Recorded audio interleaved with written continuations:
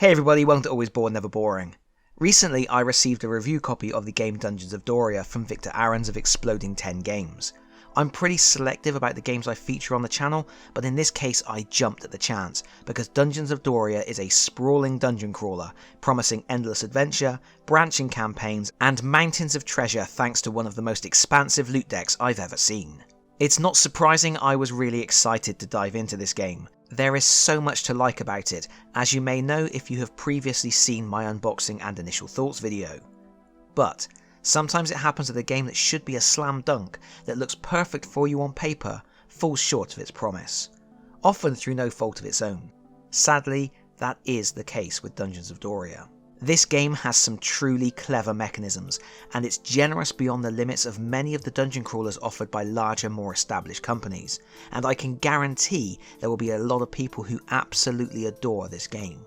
Unfortunately, it just didn't click with me. But the fact I didn't fall in love with this game doesn't mean there's nothing to love. Maybe the things that didn't work for me will work for you. Let's find out. Dungeons of Doria is a fantasy-themed cooperative dungeon crawler for 1 to 6 players, where every player takes on a classic heroic archetype and faces dungeons loaded with AI-controlled denizens. In terms of presentation and what you can expect from your first contact with the game, it is, shall we say, quite traditional. You aren't going to look at this game and think, that looks like a new and inventive world to explore. This is very much the classic fantasy world, populated by the kind of enemies that are familiar to anyone who has drawn their sword in defense of the realm. Skeletons, orcs, goblins, zombies, mummies, evil knights, trolls, ogres and dragons. For some people of course that may be a turn-off, for others a selling point. Personally, I don't mind plodding around worlds that are fantastical yet familiar, as long as I'm having fun doing it. Additionally, Dungeons of Doria uses cardboard standees to represent all the heroes and villains, but by keeping to the tried and tested characters, it's incredibly easy to replace all those standees with miniatures if you so wish. A copy of HeroQuest will get you a lot of the way there, and anybody who plays D&D with miniatures should easily be able to find suitable proxies for almost everything. The game is also very traditional in its overall approach to dungeon plunging. The heroes start any given adventure on an entrance tile, and they are given an objective to complete. They will then move through the dungeon, opening doors to reveal new locations from a stack of map tiles. These locations may contain incredible riches, traps, secret doors, and most commonly, nasty monsters.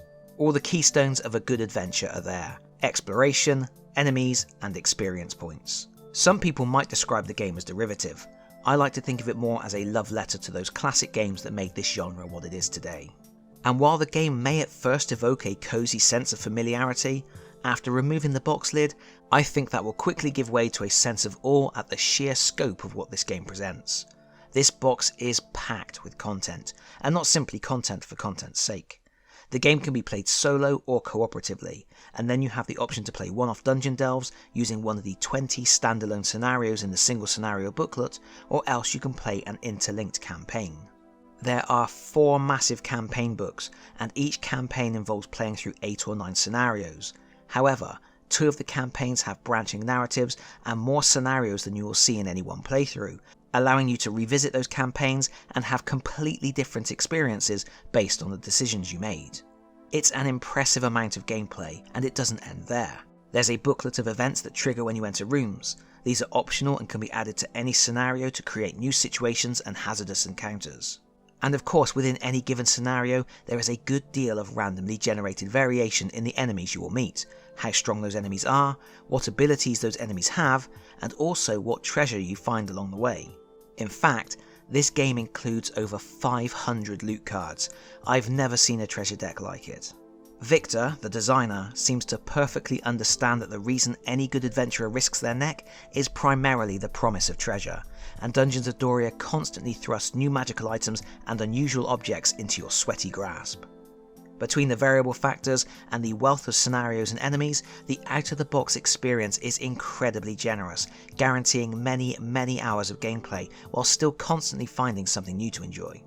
The one area of the game where it could be argued that variety feels lacking is in the choice of heroes. There are 8 different character classes to choose from: warrior, shield maiden, ranger, huntress, adventurer, scoundrel, mage and priestess, and you can even generate your own characters from scratch. But there isn't a huge amount of variance between those classes. The different classes of heroes don't offer any unique abilities, and while they have recommended starting gear, even that isn't set in stone. The only thing that differentiates the characters is their attributes, which in turn dictate which equipment they can use.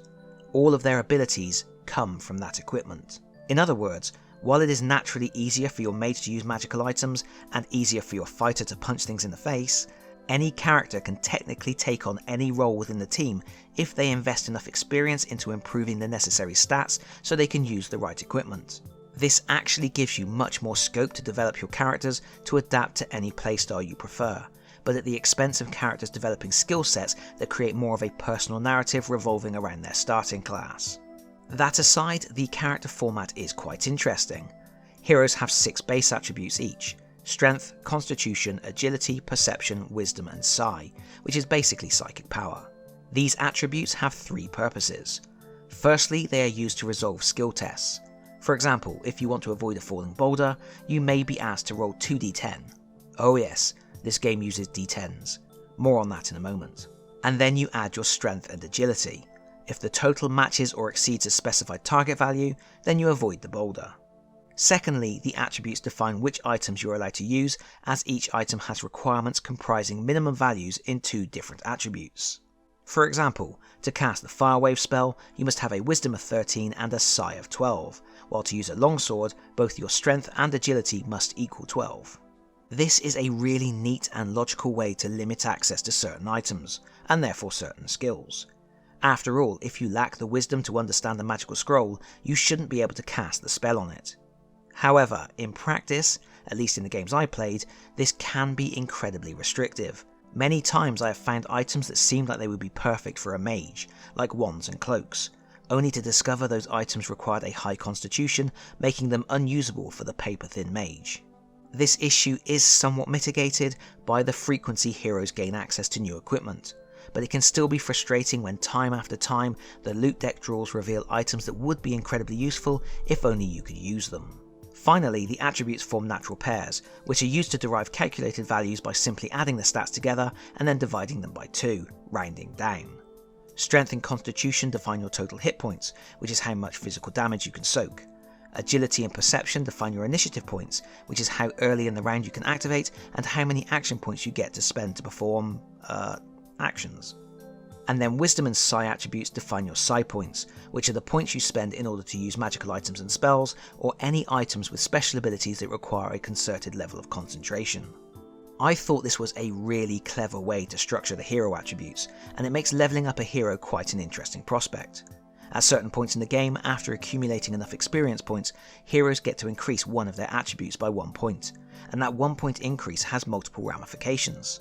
For example, increasing your agility by 1 point not only improves your chances of passing agility-based skill tests, it also makes it easier to use agility-based weapons, and may increase your total initiative points, making you faster to react to threats with more action points to spend on your turn. The downside to this system is that I found it agonisingly slow to feel any kind of meaningful difference in how a character performed as they leveled up. Because calculated values are worked out by adding 2 attributes and then halving the total rounding down, you generally need to level up twice to gain either 1 hit point, 1 initiative point, or 1 psi point, and that gain is often barely perceptible. When you are swinging a sword that requires you to spend 16 action points, having 1 extra action point to play with on your turn doesn't feel like a lot. And while I'm on the subject of action points, maybe we should look at that in more detail now, as it's another really clever part of the game. At the beginning of a round, after restocking the Dimension Shop, Wait, what? Didn't I mention the Dimension Shop? Okay, I'll talk about that first because it's absolutely brilliantly barmy.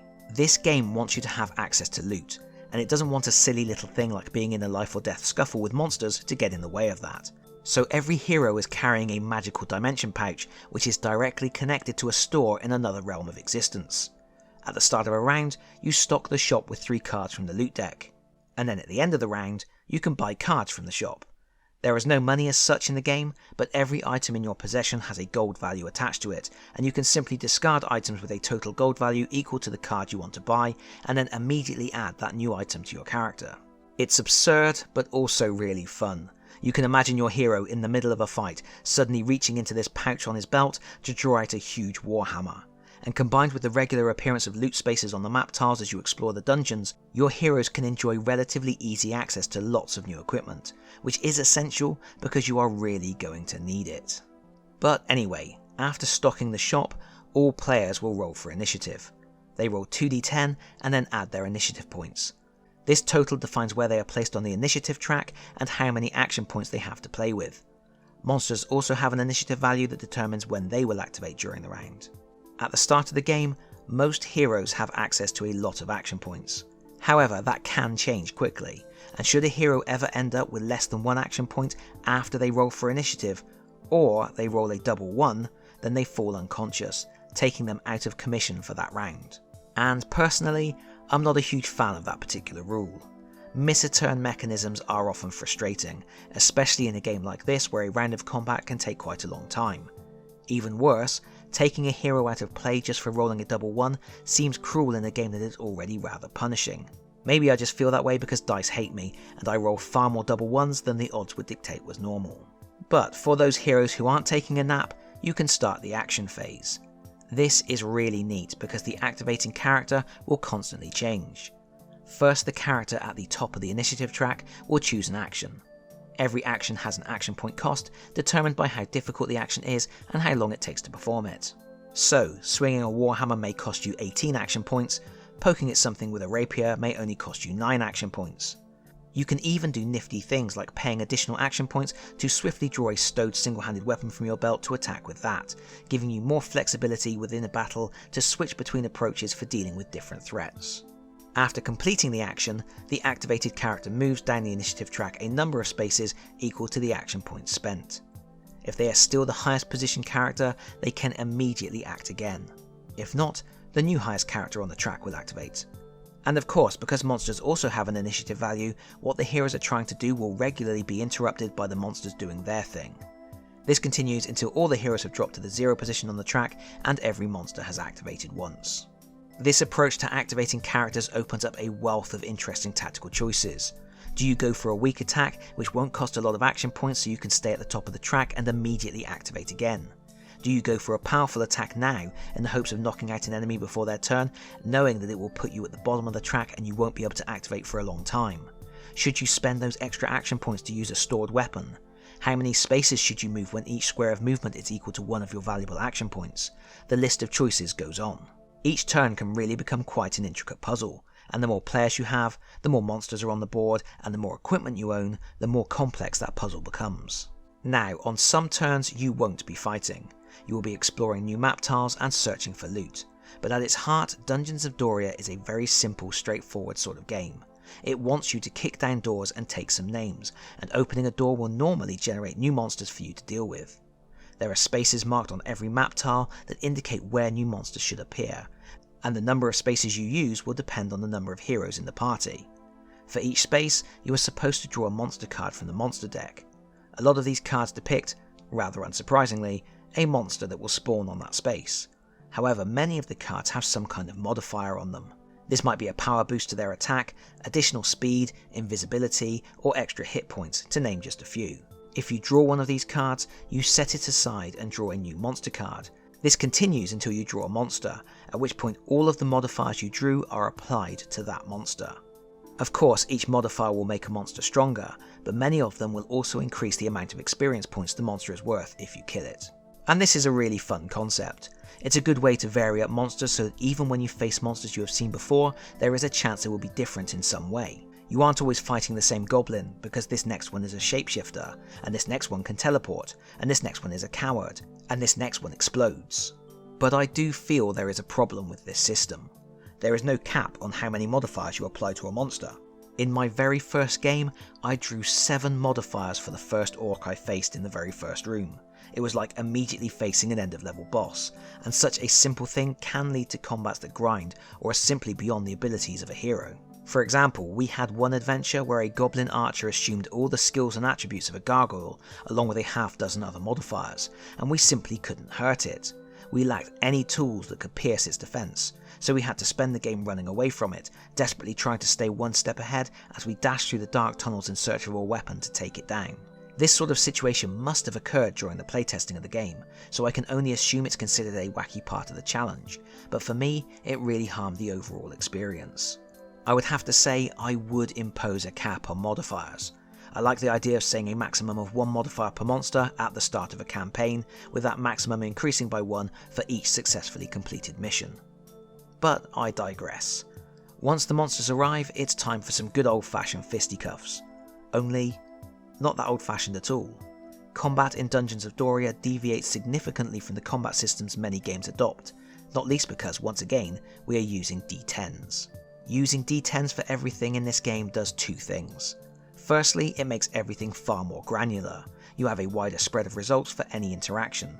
Epic fails and epic successes are rarer, and there's more scope for abilities and weapons that can adjust those results. However, it also means you tend to be dealing with much bigger numbers. Even a simple attack can require a considerable amount of mental arithmetic. Nothing you would need a calculator for, but enough that you might have to stop and double check your sums, and certainly enough to create a barrier to entry for younger players or anybody who struggles with numbers.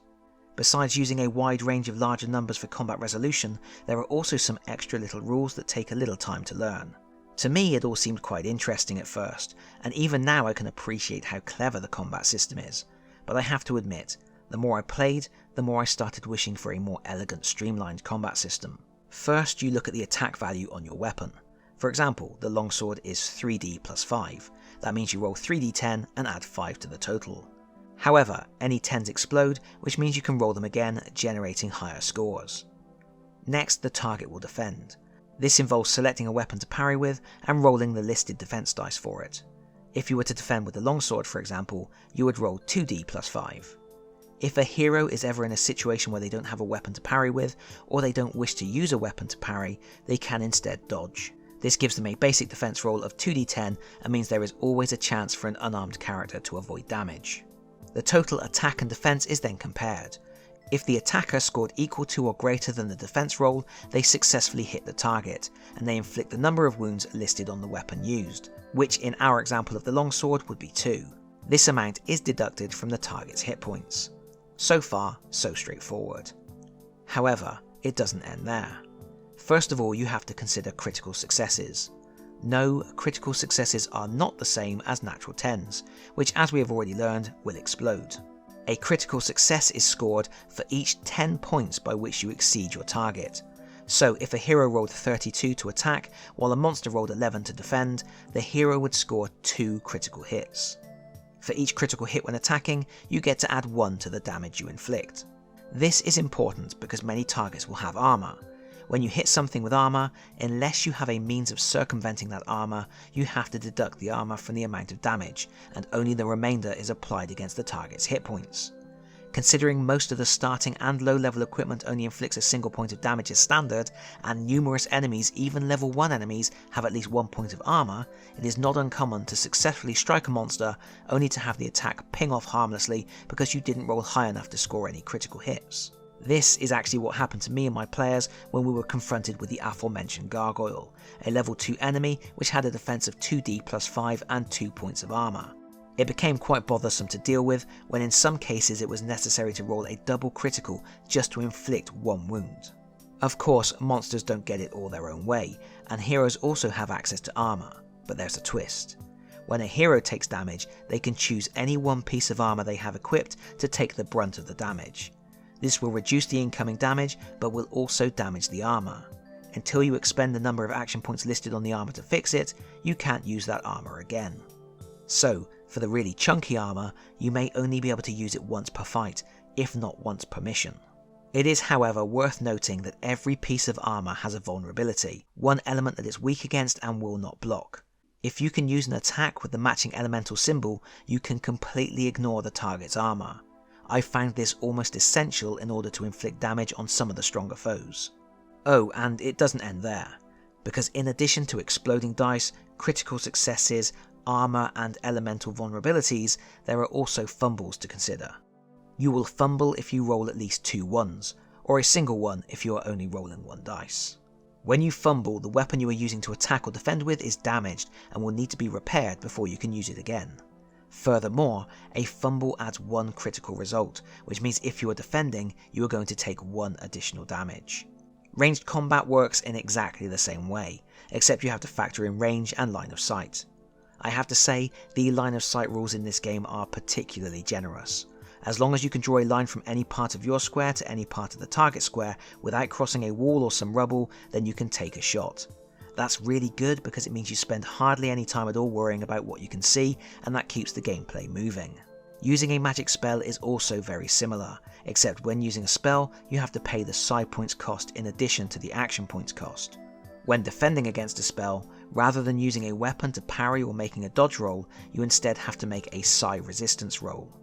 Most magical items have a psi resistance stat, but if you don't have anything you can use, then you can make a basic psi resistance roll using 2d10. So, all told, there's quite a lot going on during combat, and that's even before you layer in special abilities from weapons and armour. I think I should also mention that while it isn't really relevant during opposed dice rolling, where one character rolling exceptionally well will generate critical successes, critical failures also exist. These tend to come into play when you are rolling against a target value. For each 10 points below the target value, you incur 1 critical result. This can exponentially increase the damage from traps or the amount of damage taken from failing an action like jumping a pit. Of course, taking damage is never a good thing, and in Dungeons of Doria it's particularly problematic, as is spending your psi points for that matter. Hitting negative hit points or psi points doesn't result in a character's death. Only reaching -20 hit points or psi points means a character is down for good, and by extension the rest of the team, resulting in failure of the mission. Instead, hitting negative values means that from then on, when you roll for initiative, you only roll 1d10 instead of 2. That means you are generating less action points for the round, and also you have a 1 in 10 chance of fumbling instead of a 1 in 100 chance, which means more chance of taking a little nap. Additionally, after rolling for initiative, you must also deduct your negative hit points or psi points from your total, giving you even less action points. And of course, as I mentioned earlier, if after rolling for initiative you have negative action points, then you take a nap again. And this is one of the rules that I really couldn't get on with, because it seemed that once heroes start falling into those negative values, the game easily slips into a terrible grind that I didn't find to be a lot of fun. Nobody is dead because they haven't reached -20 hit points or psi points, but nobody can really achieve much on their turn either. Heroes are generating fewer and fewer action points, which gives them less to do, or they are falling unconscious and sitting out the whole round. You enter this limbo where it seems almost impossible to make a comeback, and yet the game persists in going on, round after round, as your team is slowly and inexorably worn down, and the game seems determined to compound your distress with layers of additional suffering. For example, it isn't enough for a hero to fall unconscious and miss the turn. Additionally, for every unconscious hero, you have to advance the Doom track. Now, the Doom track is again another fun idea that for me failed in execution. I am not fond of dungeon crawlers with a hard timer, a doomsday clock that forces you to keep moving. Well, except for Dungeon Quest, but there racing the clock is an integral component of the gameplay. But generally, in a dungeon crawler, I like to have a bit of time to soak up the sights and explore a bit. Dungeons of Doria's Doom track works by encouraging you to keep moving without ever reaching a point where you are out of time and the game ends. Instead, every turn, and additionally if the heroes are caught splitting the party, or heroes fall unconscious, or detrimental events trigger, the Doom track advances. And as it does so, it will occasionally spawn extra monsters, cause every monster on the board to take an extra activation, or even increase the level of the monsters in the dungeon. In this way you are penalised for kicking your heels, but it's still your choice to take things slowly if you think the rewards will be worth the greater challenges that will invariably ensue. Great idea. But the fact that Doom track often triggers in response to you already getting your teeth kicked out does make it feel unnecessarily brutal, and will lead to situations where you are being slowly worn down and the game starts to grind. Monsters levelling up also increases the difficulty dramatically. They improve leaps and bounds, they will get better attack, better defense, more hit points and more armour, and I found that often it became absurdly hard to take them down. Indeed, more than one of my games has ended up with me giving up on fighting the monsters at all and instead just running through the dungeon in order to try to reach the objectives before my last health points drained out. And if you do manage to complete a mission, the torment doesn't end there. While there are rewards for being successful, don't get too comfortable with the equipment you found along the way, because you aren't allowed to keep most of it. Generally, after every other mission, you are allowed to keep one additional item. So after your first mission you can keep one, and then after your third mission you are allowed to keep a second. That means, for the most part, you are going into each new dungeon with basic or starting equipment. Equipment that just isn't good enough to inflict damage on the monsters as they level up. Sorry, I appreciate this view has been getting quite technical, but Dungeons of Doria is quite a technical game really. It's meticulous, and it's very impressive. You have to remember this is effectively an indie game, created by a man with a singular vision of an old school roguelike inspired dungeon crawler, birthed on Kickstarter by a loyal fanbase who wanted to make that vision a reality. It's a fantastic success and a monumental achievement. And if you have stuck with the review this far, you will have realised there is rather a lot about this game that is worthy of praise. The game is loaded with content and replayability, and there are some really inventive mechanisms. It's sprawling with an epic feel. But yeah, sadly, I just didn't have as much fun playing it as I wanted and expected to. I think, ultimately, it was death by 1,000 cuts. There were lots of little things that added up to make the game less enjoyable than I had hoped for. The combat, while clever, started to become a bit of a chore, and I didn't feel heroes were levelling up significantly. Oh, by the way, on that particular point, I should also mention that in addition to gaining attributes for cashing in experience, heroes can also gain hero bonuses. In a campaign, you get those after every even-numbered mission, while in standalone games you get them at the end of certain game rounds. These hero bonuses do offer a more noticeable hike in your abilities, such as allowing you to roll an extra d10 when attacking, or causing an additional 1 damage on a successful strike. However, such bonuses are few and far between, and especially in a campaign, it always seemed to be too little too late. With no cap on monster modifiers, I was frequently running into monsters that seemed far too overpowered. Similarly, monsters levelling up made them obscenely difficult to beat. I frequently felt I couldn't win any fights, and then I would slip into the situation where my heroes would keep falling unconscious, leading to even more hazards. And yet the game would drag out rather than finishing. Several times I wished the game would just kill me because I knew I had less chance of bouncing back than a contestant on Hell's Kitchen.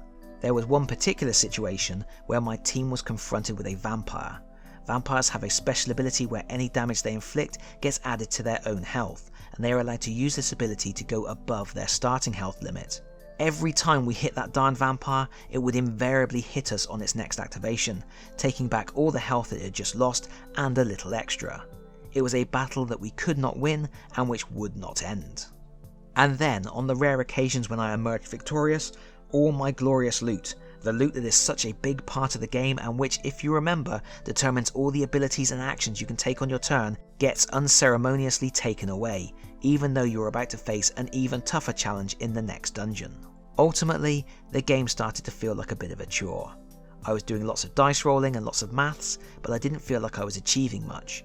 Games were running incredibly long, and I was running more than I was fighting. For all of the interesting systems the game presented, I didn't feel like I was making enough interesting choices. And that pains me to say, because I really should love this game. On paper, it's a winner. It has so many good ideas packed inside, and just the wealth of adventures is mind-blowing. I want to be able to say I love the game. In some ways, the game deserves that. And I do find myself thinking about Dungeons of Doria a lot, thinking about how clever the combat system is. I really enjoy that idea of choosing a weapon to parry with the risk of it breaking, and then having the option to deflect damage with your armour, which you then have to fix later on. Yet, when I set up a game to play, invariably it falls into the same pattern. There are usually too many different monster modifiers to keep track of, not enough usable loot turning up in searches or in the dimension shop, and the game starts to grind again.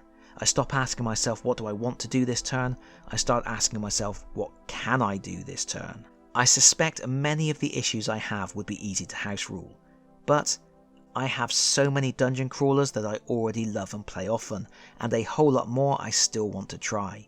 I'm not going to invest my time in making the modifications I think this game needs. But that's just me. Now, to be clear, in this review I haven't covered every aspect of the game, there is just too much game here. Like how monsters will push other monsters out of the way to reach heroes, and heroes can spend action points to swap spaces with an adjacent ally, two little manoeuvres that help to reduce the tedium of fighting in bottlenecks. Like how you can discover and disarm traps or reveal secret doors. like how each scenario offers unique winning conditions, including escaping a trapped dungeon, triggering coloured runes in different locations, finding powerful artifacts, distracting a troll that wants to destroy a bridge, or clearing out a flooded sewer system. Or like how you can create your own campaigns by devising a narrative to link multiple single scenarios. There is certainly a lot to love here, and if you end up loving it, then this game is going to reward that love for years and years. But that's about it from me for now, other than to say thank you once again to Victor Ahrens for sending this game for review. At the moment, Dungeons of Doria isn't available through retail channels, but if you would like to buy a copy, you can keep an eye on the official website where some copies may be appearing for sale. Also, if the demand exists, then there could be a Kickstarter for a second edition in 2024, so again, sign up to the Dungeons of Doria website to keep up to date on news related to that. I will put a link in the video description below. And of course, if I hear news about any other ways you can get a copy, I will share that here on the channel too. For now, thank you so much for watching. If you liked the video, please consider pressing the like button. If you really like the video, please consider subscribing if you don't already do so, and hopefully, I'll see you all again very soon. Bye bye everyone, bye bye.